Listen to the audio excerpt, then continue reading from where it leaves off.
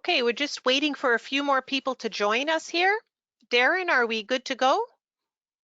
We are. We can hear you loud and clear. Great. Well, I'll get started with the intros as people are continuously joining. Welcome, first of all, to today's webinar. Active Aging and Wellness Institute, we've partnered together to offer you Zest for Life, eating well for health and vitality, a subject that we know interests a lot of people as we got a lot of interest for this. My name's Karen Whalen, and I'm the Executive Director of Active Aging in Manitoba, and we're the host of today's webinar. Today's webinar will be facilitated by Laura Creek Newman. Many of you may have heard her before on other webinars or heard her presenting. So she's very well versed in the subject matter today. Laura is a registered dietitian here at the Wellness Institute. In her 12 years of practice, she's worked with adults of all ages and life stages, and she's focused on nutritional counseling for chronic disease management and for helping people have an improved relationship with food. She's very compassionate and takes an evidence approach to every client relationships, as she believes that there's many ways that we can nourish our own bodies. She provides a well-being focused and weight-inclusive style and aims to root her work and recommendations in socially just practices. She believes that good nutrition is a basic human right and that each person deserves the support to eat in a way that engages their body, mind, and spirit. A little bit about AIM. We are a not-for-profit organization dedicated to the health promotion of active aging opportunities for all older Manitobans to enhance their health. And one of those ways enhancing health is education and learning a bit more. And in today, it's learning more about nutrition and fueling ourselves. Our office is housed right at the Wellness Institute. We're inside the Wellness Institute. The Wellness Institute is a medical fitness facility focusing on lifestyle medicine across a broader age span than AIM. But the alignment of our two organizations works really well as there's a lot of crossover in our work in promoting healthy, active aging. We're glad that you've been able to take a minute today to join us. We're going to save the question and answers for the end of the presentation just to keep with the flow and not to keep things running smoothly. And before I turn things over to Laura, I'd like to acknowledge that we live and work on Treaty 1 territory, the homeland of the Anishinaabe, Cree, Dakota, Dene, and Oji-Cree peoples, and the homeland of the Métis Nation. Therefore, we approach our work with humility and in hopes of contributing to an agenda of reconciliation. Now, I'll turn it over to Laura. Thanks. Thanks, Karen. Okay, I'm just going to get my presentation going here. Okay, so I'm given the thumbs up that we can see the screen. So let's get right into it. Thanks for having me today. I'm very excited to chat with all of you today and hear your questions and have some conversation at the end. Quick overview of the session today. We're going to talk first about nutrition, about the nutrients that we need to keep our bones, our muscles, and our minds strong all throughout the life cycle, and especially as we age actively. I'm going to talk a little bit more specifically about certain foods or nutrients as well, and where to find them, and like that. And then I'm going to talk about getting the most bang for your buck. So important things like tips and suggestions that we can incorporate to help us get the best nutrition, and what's really important when it comes to eating well. And through all of this, I'm going to talk not just about the foods, but I'm also going to talk about the other factors with eating, the how, the why, the when, the with who, those types of questions, because those are very, very important, and they really affect our food choices, our appetite, our ability to nourish ourselves well. As Karen said, I'm so happy to take questions at the end, so take notes if there's anything that catches you, and I'd love to hear about it later. And I forgot to put on the webinar overview as well. I'm also going to be doing a quick live food demo here, just to use some concrete examples of eating really well and getting the most bang for your buck. So let's dive into it here. First off, let's talk about nutrition for bones, joints, and muscles, because in order to be active, these are the big parts of the body that we want to keep as well as possible. And as we get older, and even for some of us like myself who aren't quite there yet, there can be issues with bones and joints and muscles that can prevent us from being as active as we'd like to, from doing the things that bring us joy in life. So with my first bullet point there, we've all probably heard that when it comes to bone health, calcium is number one. So this is because calcium is that building block of bone. It's a mineral and it's what makes our bones hard, and that's what gives them the strength to help carry the load, to help us walk, to help prevent them from breaking if we bump them. It also allows us to be able to jump or move and not have bones breaking. So calcium is number one when it comes to bone health. As we get older, one of the things that happens is that our bodies tend to put a little less calcium into our bones, and they tend to take more calcium out of the bones. This is just a normal part of the aging process, but it does mean that if our diets are pretty low in calcium, we can see our bones getting weaker and weaker over time. And that increases our risk for fractures and disease processes like osteoporosis. This is a significant limiting factor for a lot of people as we get older. Having fractures and especially development of osteoporosis, that means weak bones throughout the body, can significantly limit our ability to move the way that we want to, and it can affect our quality of life as well. Pairing with that calcium is vitamin D. Now, again, this is a nutrient that's gotten a lot of attention over the last decade or so. So many of you have probably heard of vitamin D. Many of you are probably taking vitamin D as it is. And vitamin D and calcium, they work together to help keep our bones strong. So calcium is that the part of the bone that is the strength and the hardness. Vitamin D, its job is to allow our bodies to actually take all that calcium that we've eaten and put it into the bones. So if we're eating a lot of calcium but our vitamin D is low, then what's going to happen is that calcium isn't going to get into the bones the way that we want it to. And then we still have that risk for weak bones and fractures. Vitamin D also plays many roles in other body systems, including the immune system. So we're really learning that vitamin D has a whole body effect.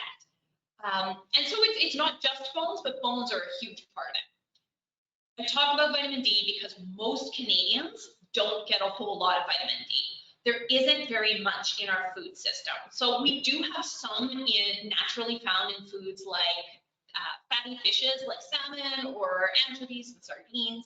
There's a little bit in mushrooms, and then we add it to a couple of foods like milk and margarine. That being said, many Canadians are not eating significant amounts of those foods on a daily basis. We can also make our vitamin D from exposing our skin to sunlight, but because of where we are on the planet, from about November to May, we just can't, the sun is too far away for our bodies to make that vitamin D, plus we're covered in parkas and scarves, so we just don't have that skin exposure. Lastly, as we get older, especially over the age of about 70, our vitamin D needs do go up. And there's a few reasons for that. One of the reasons is that our body becomes less good at making its own vitamin D. So we do recommend having more of it. For most people, taking a supplement can be a pretty safe way of getting that vitamin D. It's kind of a bit of an insurance policy. And getting it, and whatever you can get from your diet is going to be good too. Moving on to the joint health, because it's not always the bones, but for many of us, it's the joints that might be slowing us down, or the parts that we want to keep as healthy as possible. Whether it's your knee or your hip, or maybe your ankle or elbow, or any kinds of things. As we get older, joints do get tired, and they do need a little extra love and care. While there isn't anything specific that we can do to really target those joints, there are some general things that we can encourage to help support joint health. One of those things is eating a diet that's rich in antioxidants and anti-inflammatory fats. So I'm going to talk a little bit more about this later, But basically that means lots of vitamins and minerals, lots of things called phytochemicals that are found in our fruits and vegetables, especially the deeply colored ones. And also some heart healthy fats here. We know that with joint health, things that help to reduce inflammation in the body, help the body's inflammatory processes be in balance, that can help with that joint health. Joints, because they get used a lot of the time, they are more prone to that inflammation. So having more of these nutrients from our fruits and veggies and heart healthy fats, they help those joints repair themselves a little bit better or protect themselves against some of those inflammatory effects. And now to the muscles here, right? The bones give that stability, the joints give us the flexibility, and the muscles give us the power and the strength. And we need all three of those systems to be working well together to do the things that we want to do in the day, whether it's physical activity, whether it's exercise, a workout class, or even just going for a walk, going about the daily routines of life. Having strong muscles is going to be a really key thing for helping to support overall wellness and vitality. So our muscles, like most of our body tissues, are made of proteins. And so we need to be eating enough protein through the day on a regular basis in order to keep those muscles strong. Muscles are very much a use it or lose it kind of situation. So if we are using our muscles and we're feeding them with good protein, they're going to stay strong. If we're not using our muscles and we're not giving it the inputs for protein, they're going to lose that strength pretty quickly. When I say high quality proteins, what I mean is that we're getting good concentrated sources of protein regularly throughout the day, most days of the week. As we get older, our protein needs actually increase. Sometimes some people might think, oh, as we get older, I don't need as much nutrition. But when it comes to certain nutrients, we actually need more of it. So recent research is really finding that older adults can benefit from higher protein diets. What's really happening here is that, again, as we get older, our body needs more protein in order to keep our muscles as strong as they once were. And how often we have that protein is really critical for this as well. So especially for older adults, we see that there's a much better muscle building or muscle maintaining benefit from the protein that they're eating when we eat protein usually about 3 times a day, and in good amounts, in about 3-ounce portions. And I'll talk more about that later. We see actually less benefit to muscles when we only eat it once a day. Even if that portion is really big, we see less benefit. So regular portions more often is really important when it comes to proteins. With proteins, we have a couple of options. In the food demo today, I'm going to be talking about both animal proteins and plant proteins. And for general health and well-being, including our muscle health, both animal and plant proteins are great options for us. And in terms of things like heart health or diabetes management, making sure that we're having plant proteins as part of our routine actually has benefits there. So it doesn't have to be all meat all the time, and it doesn't mean that we should be avoiding meat. Both have benefits, and incorporating both can be useful. Next nutrient I want to touch on real quick is vitamin B12. Again, many of you may have heard of this. This is an important vitamin that plays really significant roles in our nerve health, so keeping our nervous system healthy, and also in our red blood cell health. So if we don't have enough B12, our red blood cells don't develop properly, and that's going to affect our energy levels and our ability to do things in the day. As we get older, this is another nutrient where our bodies just don't absorb it as well as it used to. And also there's several medications that can interfere with the absorption of vitamin B12. So low B12 levels are quite common as people get older. Most of the time, this is part of our regular blood tests when we go for regular checkups with our primary care provider, but check in with them, ask them about your B12 levels if you're concerned. When it comes to vitamin B12, it's important to know that it only naturally comes from animal foods. It's not naturally found in plant foods. However, there are some plant-based foods that are fortified. So for example, a lot of our non-dairy milks and things like meat alternatives are fortified with vitamin B12. Again, this doesn't mean that you absolutely must eat lots of animal foods for B12. It just means that if you're not eating a lot of them, then a supplement might be a way to help you meet your needs. Next up, fiber. I know it's everybody's favorite nutrient, but there's a real growing body of evidence that shows that fiber plays so many more roles in our body than we used to even think it does.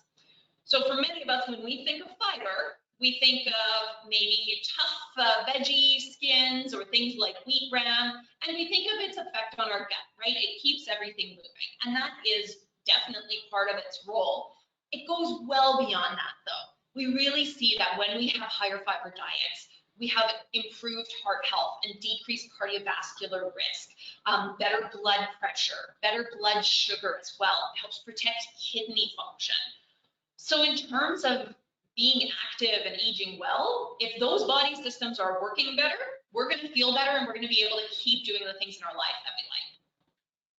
Fiber only naturally comes from plant foods. And it comes from pretty much all of them, whether it's grains, like in the picture here, or fruits and veggies, legumes, all sorts of things.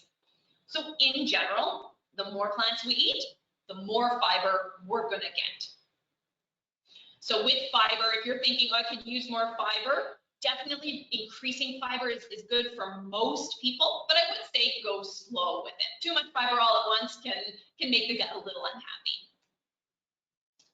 Paired along with fiber, hydration is an important part of keeping ourselves well and eating well. So our body needs a regular amount of fluid going through in the day. One thing to note is that as we get older, sometimes our thirst mechanism, so that trigger that says, hey, you're thirsty, isn't as sensitive as it used to be. So we do need to make sure that we are drinking fluids through the day. Most adults need a baseline of somewhere between 6 and 8 cups of non-alcoholic fluids a day. So it doesn't need to be just water. Other things count as well. So things like coffee and tea, even caffeinated versions, those count as fluid. Juices count as fluid. Milk counts as fluid. Lower salt broths count as fluid. Sparkling beverages like sparkling water, that counts as fluid as well. So if not to worry about guzzling the liters and liters of water, just making sure that you're getting 6 to 8 cups of fluid overall in a day is a good baseline.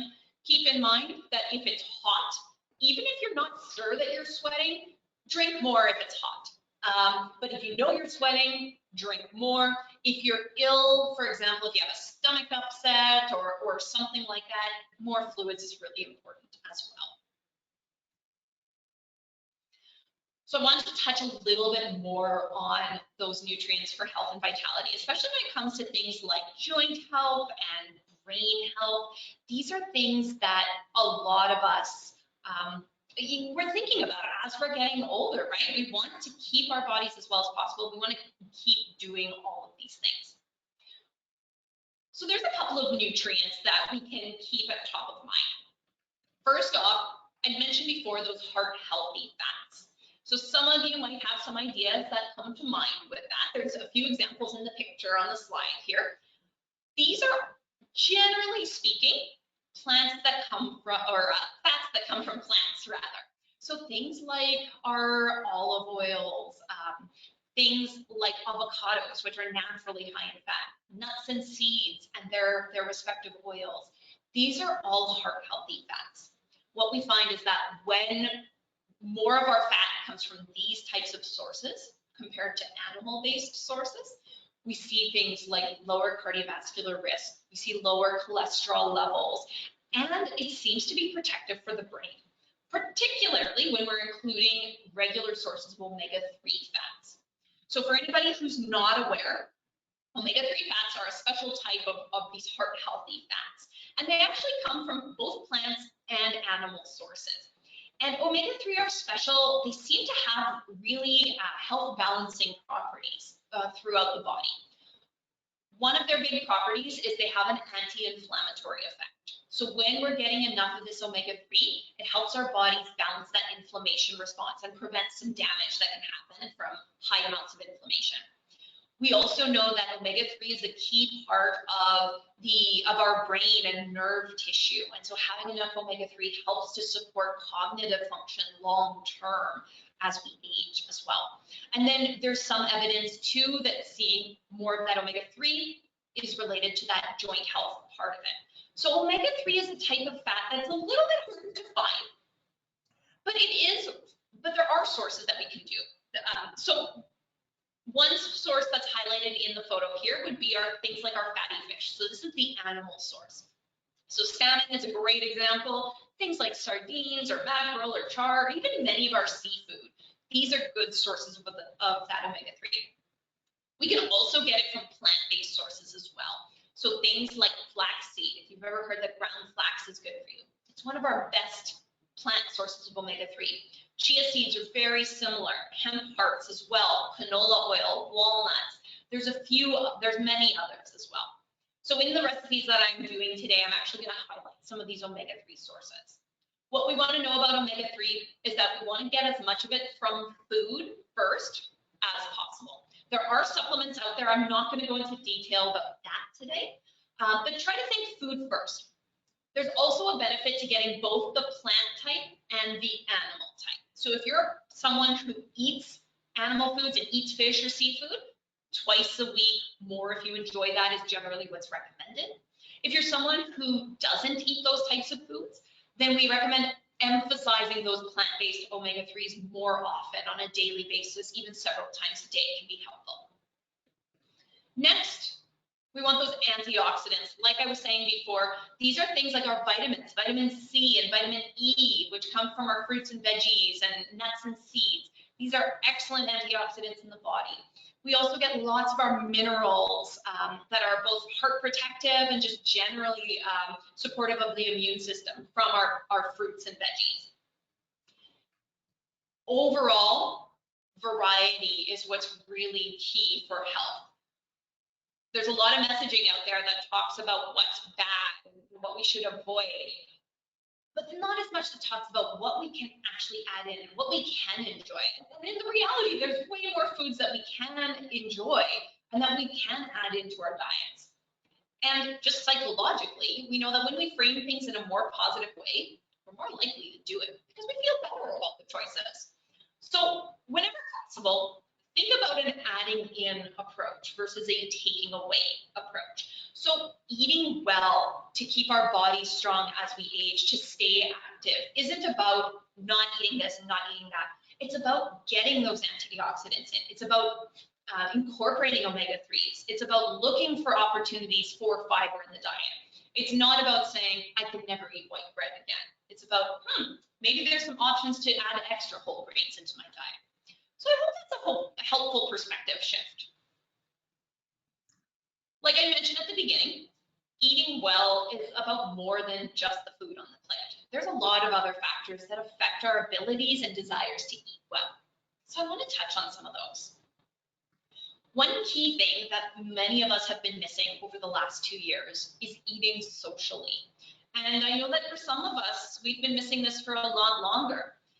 When we look at the evidence in terms of our nutritional status, our well-being, and our ability to meet our needs, again and again, we find that adults who eat together eat better.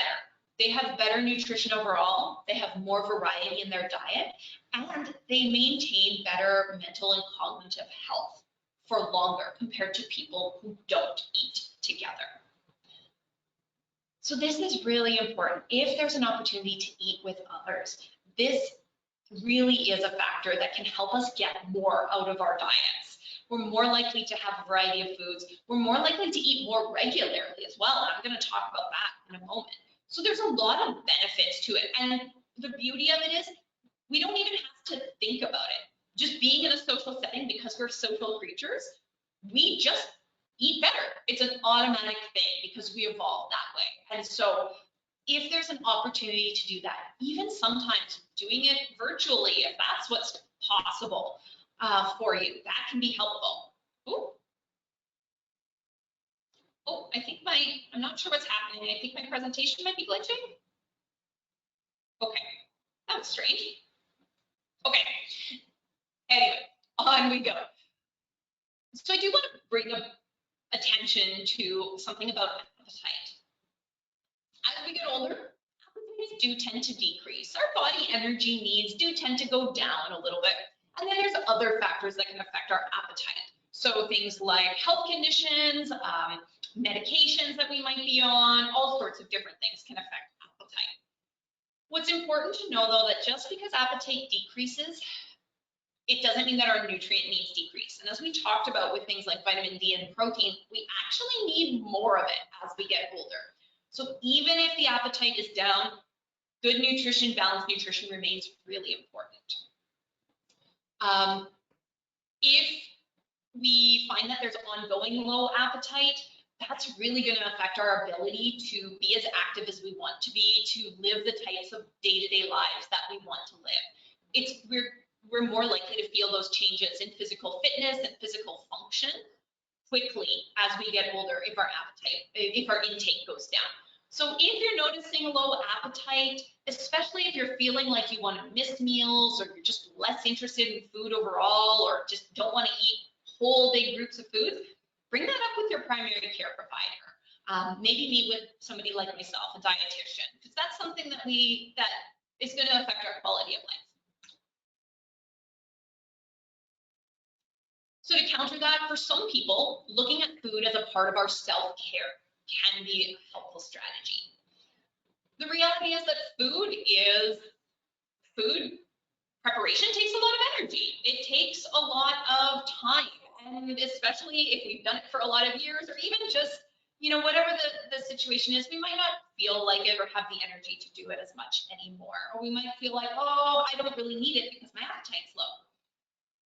So thinking of food as part of the way that we care for ourselves, just like we will bathe ourselves regularly, we'll wash our clothes or have our clothes washed, we'll take our medications if we do that kind of thing. Think of the food in that level, that it is important. And I want to stress too that this is true no matter what our body size is, okay? Sometimes there's ideas that, oh, if I'm a certain body size, oh, I've got plenty of nutrient stores. Unfortunately, that's just really not true, and our health is going to suffer if we start missing food. For many of us, we've been caregivers, and if that's true, it's a lot easier to do things for others than to do it for ourselves sometimes. So sometimes flipping it around and say, oh, well, if I would do this for someone else, if I would make sure that they're eating a meal, I also deserve that. And I need to remember to remind myself to do that. Taking the pressure off of eating well is really important. Sometimes we have cultural ideas about what a good meal, I'm doing air quotes here, what a good meal looks like or what a healthy meal looks like. But it doesn't have to be difficult or complicated or anything like that. And there's also ways that we can take some of that extra work out of it. There's a lot of services out there now that if it's available to you, I encourage you to look for these types of things. So things like meal delivery services or prep services. There are sometimes even meal clubs where people do some prep or cooking together. Bulk meal prep if you want to cook once and eat later. There's even things like frozen meals that are getting more and more balanced, more and more nutritious. And that's fine to use those kinds of things. Some food is always better than no food. So in some cases, it can be helpful to think of food as medicine. We want to take it regularly, and it's a non-negotiable for our health and well-being to help us keep living the lives that we want to live. So now, getting the most bang for your bite. So just to wrap it up a little bit, there's a lot of talk about what we should eat, what we shouldn't eat, what foods are healthy, unhealthy, all these kinds of things. When we look at the evidence and we boil it down, there are some key things that all well-rounded diet patterns need to have, especially for older adults. We need to focus on that protein. We need to have those kinds of things, and we talk about it multiple times a day. We need fruits and veggies in our diet. We really do. There's time and again, we see that people feel better when we include these things. Starchy foods, carbohydrates, are an important source of energy in our diet, and we want to include these types of things. Looking for options with fiber, tends to help us feel our best, keep our gut healthy, and also prevent future health issues. We want to focus on mostly healthy fats. And then for that bone health, we want to make sure that we're getting high calcium foods. This picture here, for example, is mainly dairy products, but there's other high calcium foods as well. So if you're not a dairy person, there are plenty of ways to get calcium, whether it's through our dark leafy greens, we can do it through some of our nuts and seeds, fortified products like non-dairy milks as well. So if our diet pattern has these elements on a regular basis, you're doing pretty well for nutrition. When we look at it on more of a meal by meal pattern, this illustrates what we need to do to try to have a balanced meal. So the more often that we have these different elements, the protein, the starchy foods, some veg and fruit, and some healthy fats, the healthier we're going to be, the more likely we're going to get all of our nutrition targets. For most people as well, eating somewhere between 3 and 6 times a day is going to give you your best bet to actually get all of these nutrition needs. And again, with protein, we really see that having that decent amounts, so about 3 ounces or about 3/4 of a cup, something like that, at least 3 times a day, is going to help preserve our muscle mass much better than only eating it once a day, even if that portion is large. And I want to say too that while we talk about doing this most of the time, it doesn't mean all of the time, because good nutrition is about patterns. It's not about being perfect. It's not about being always or never. And it's not about any one food or nutrient, because our nutrition and our nutritional health, how it interacts with our body, is very complex. There's lots of inputs and outputs, and it's never about any one meal or any one food. So I like this picture because in a sea of fruits, a single donut is like a drop in the bucket. It's not going to make or break a diet. It doesn't make you unhealthy by eating any particular food. So we want to think about nutrition as what we do most of the time, day in, day out.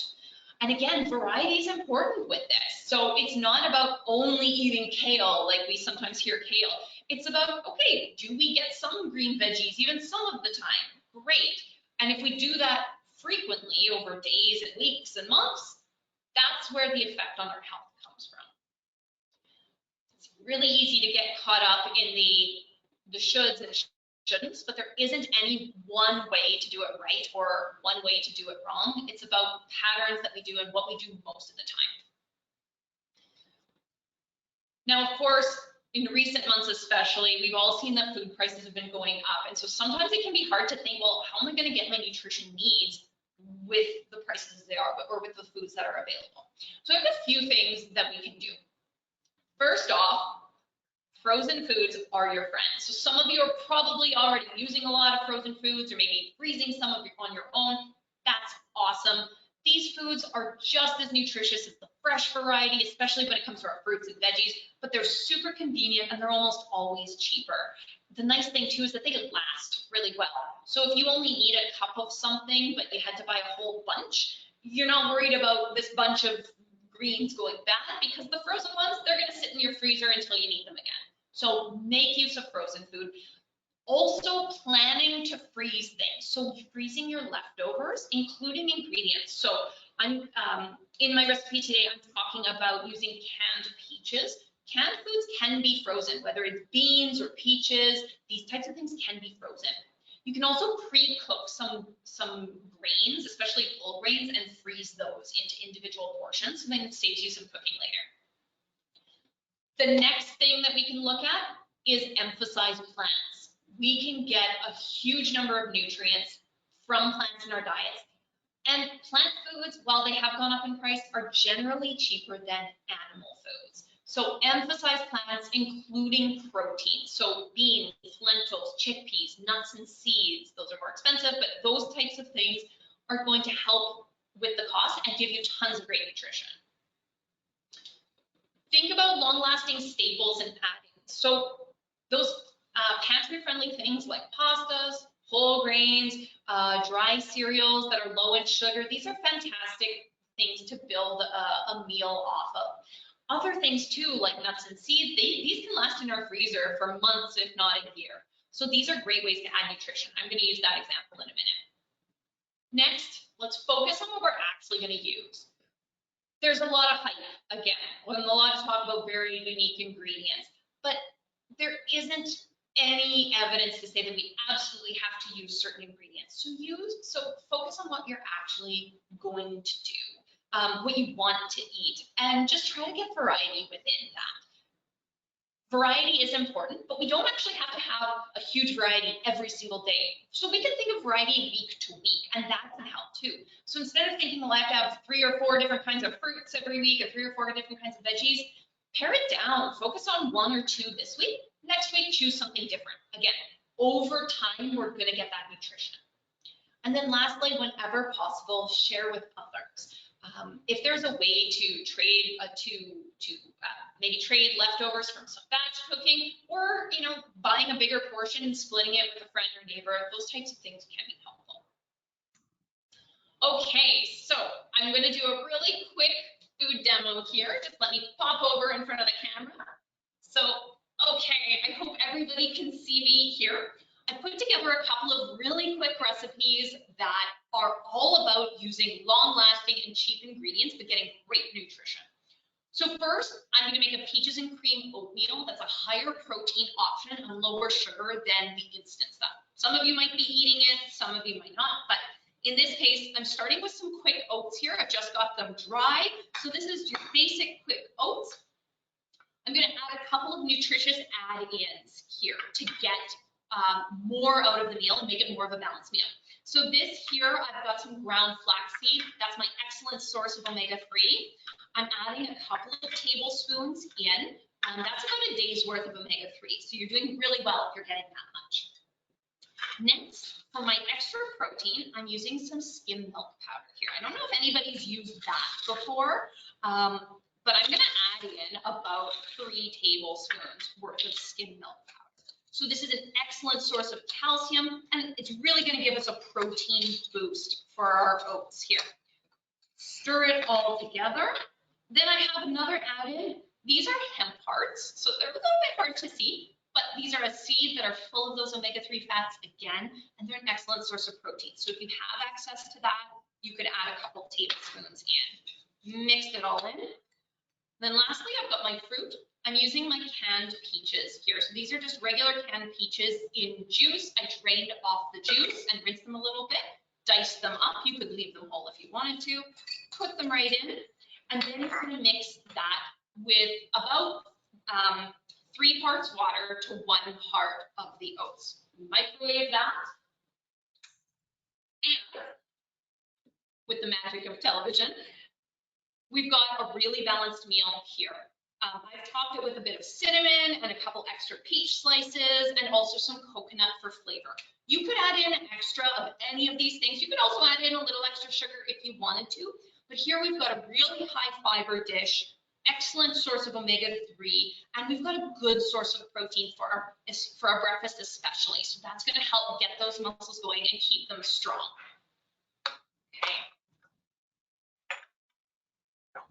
Okay, and then next I wanted to put together a really quick dip for lunch or supper. That could work. So I'm going to make a pasta salad niçoise. So, or a variation. It's a Mediterranean style. So I've started with some pasta. I use tricolor or 3-color rotini here, just to keep it interesting. We eat with our eyes, and especially if our appetite is low, visually appealing foods can actually boost our appetite. So things like more color can be really helpful. So this is just cooked pasta. If you wanted to focus on more fiber, you could do things like a whole grain pasta. So this is a great recipe to use if you have some leftovers. So say that you're making noodles and marinara sauce for dinner the night before. If there's some leftovers, this is an awesome recipe for that.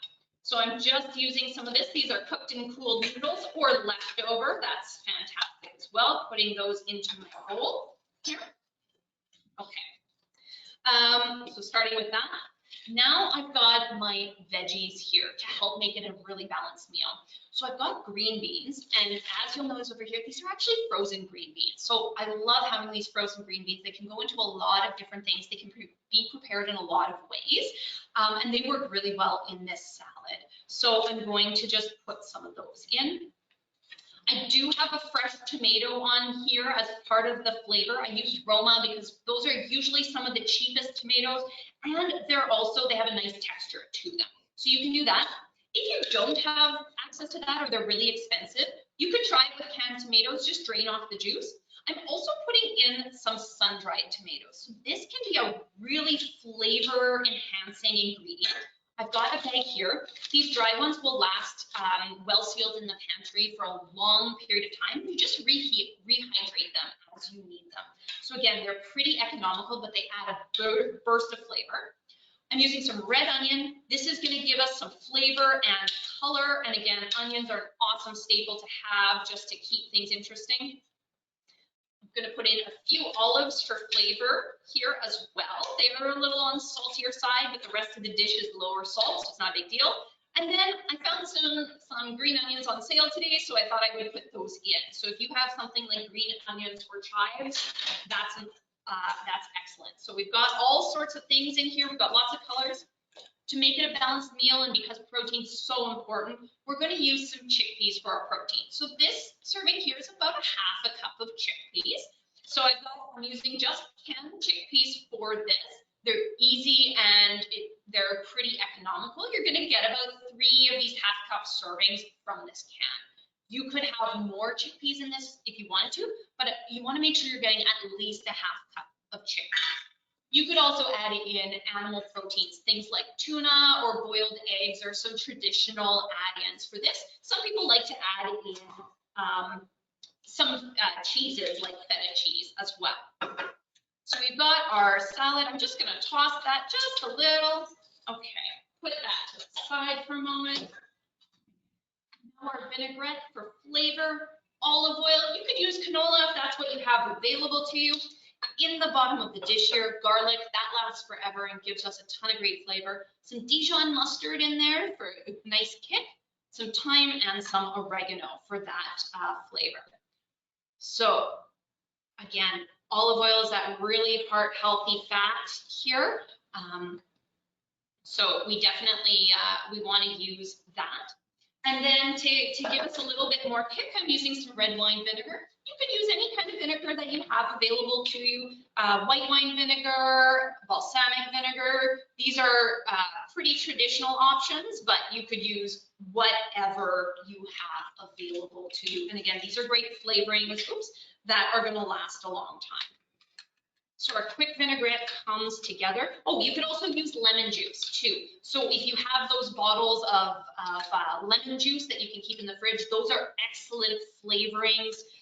They last a really long time, and they're going to give a great flavor and some vitamin C to the dishes that we're having here.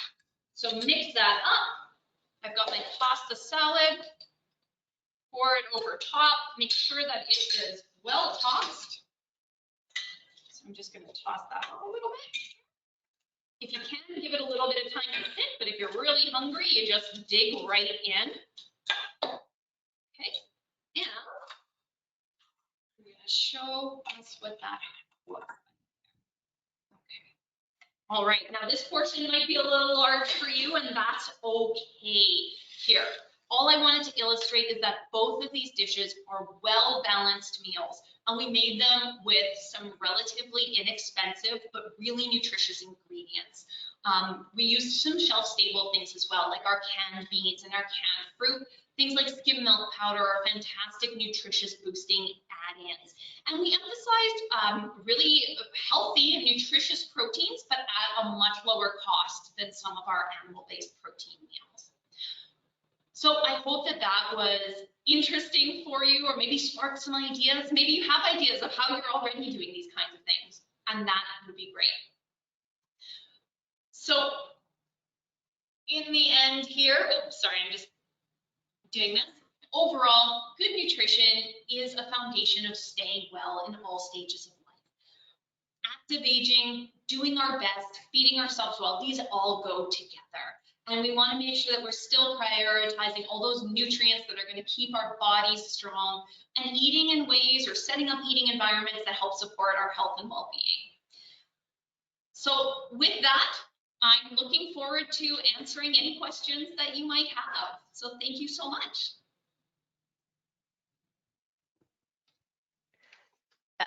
Thanks so much, Laura. That was most informative, and I always glean information from you every time I hear you. It's something, and you've definitely sparked my appetite or ignited my appetite. Every time I look at food, I seem to get hungry, and those look like fantastic meals that you've prepared there.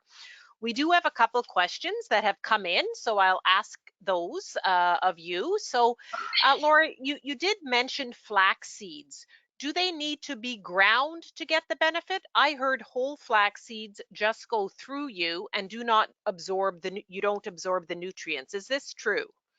Yeah, that for flax seeds in particular, this is actually true. So flax seeds, for anybody who's eaten whole flax seeds or maybe had them stuck in your teeth, they have a really hard outside shell to them, right? They really keep their shape.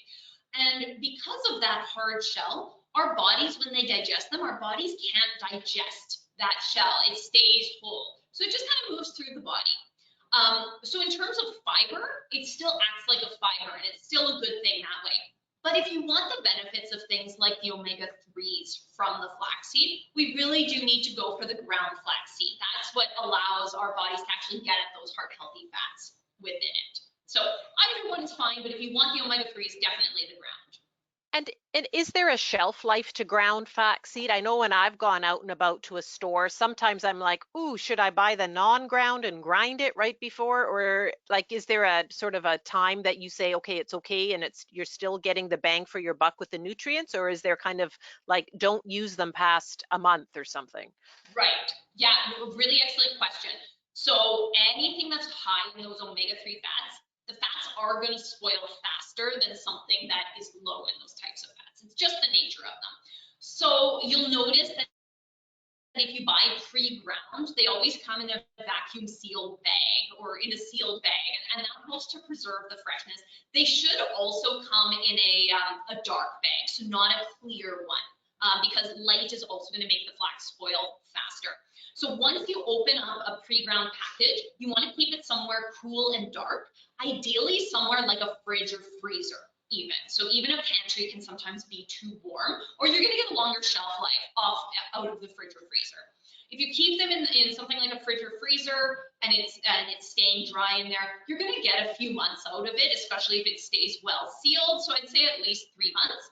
But check it often. If it smells off or smells kind of or tastes blah, not right, flax should taste kind of nutty. And if it doesn't taste like that, then it's time to get new ones. You can buy the whole flax and grind it fresh if you want to. I know some people prefer that. It's really a convenience and a time thing at that point. There's nothing wrong with doing that, but it's something like you'd want to have something like a coffee grinder that would be strong enough to do that. And then again, if you grind more than you need, a place to keep it so that it's not going to spoil. So either is fine, but the pre-ground stuff is okay. Just dark package and keep it cool and dry. Thanks, Laura. We have another question here. A person here, I don't eat meat. How can I ensure I get enough protein throughout my day? Do you have any suggestions? Excellent question. Eating it with each meal, so minimum 3 times a day, and ideally with snacks if you eat snacks. That's the first thing. If we're not eating protein as often, it's really hard to meet all of our needs. So frequency is really important. So if we're not meat eaters, even more important to think of those protein sources. Then also, especially if we're focusing on only plant proteins like the chickpeas that I have in here, we actually do want larger portions of that because they're a little less concentrated in protein compared to meats. So for example, here this dish, this chickpea salad, one way that you could do that is actually reduce the amount of pasta and increase the proportion of chickpeas. So thinking with legumes, aiming for about a cup per meal. Something like that is really is a good way to go if you're not going to be getting your protein from other sources. So I hope that's helpful. And if you're still not sure, maybe talking with a dietitian about how you plan out your day or your week could give you some peace of mind with that. But larger portions of the plant proteins and making sure we're doing it at minimum 3 times a day, that's going to help set you up. Sounds good. Another question here. If I don't like drinking, if I'm thirsty, is it a sign of dehydration? Thirst is actually not necessarily a sign of dehydration. It's a sign that you just need more fluid, right? Your body is letting you know about that. So there's some people just like drinking all day long, or we develop habits. Some people are more like, I wait until I'm thirsty and then I drink something.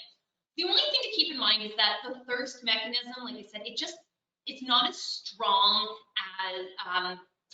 as it was when we're younger. Like, it tends to get a little bit weaker. And then there's also other factors like health concerns or sometimes medications that can interfere with that thirst mechanism a little bit.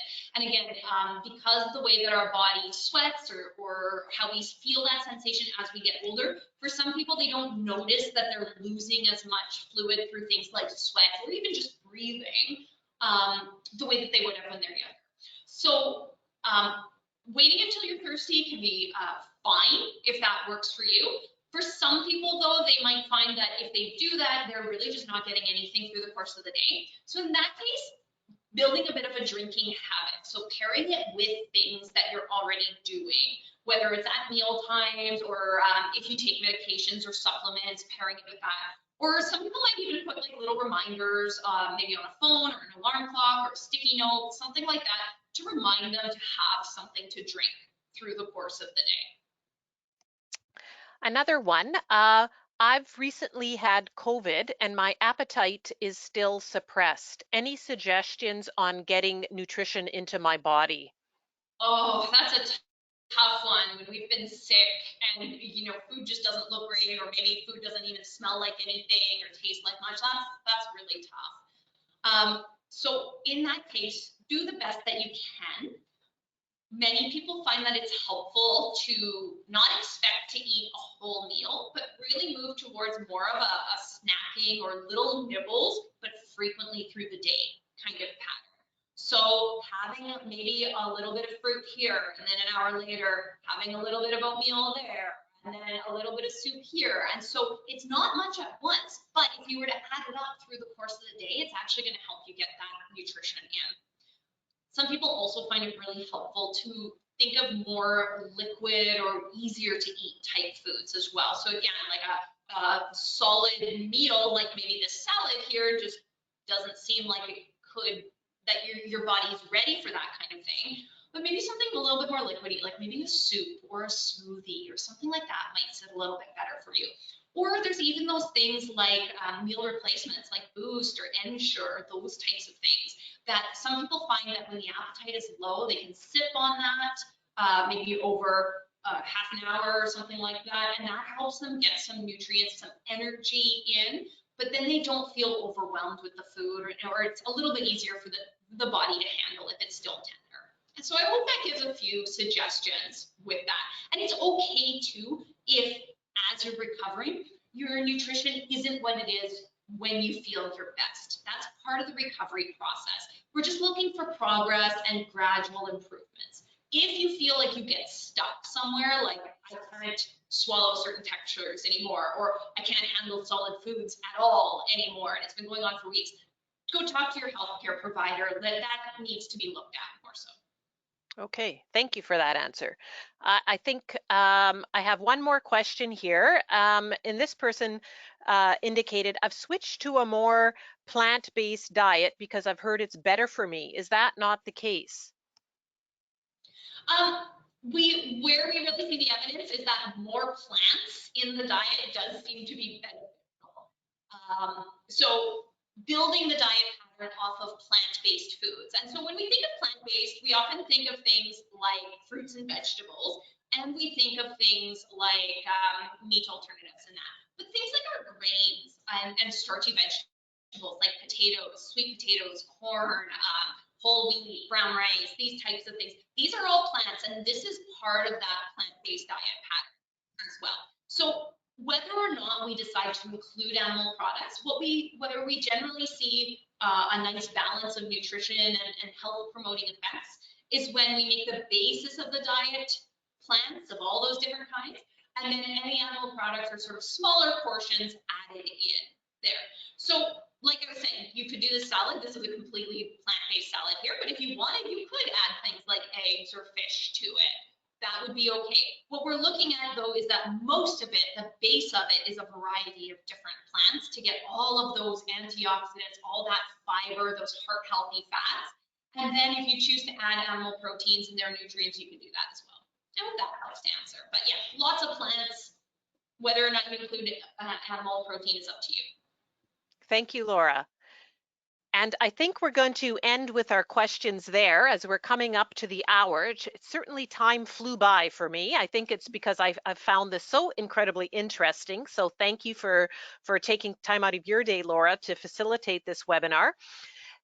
Any of you on the call, if you feel you have questions that weren't addressed, feel free to contact activaginmb.ca, info@activaginmb.ca, or you can contact us via phone, which is 204-632-3947.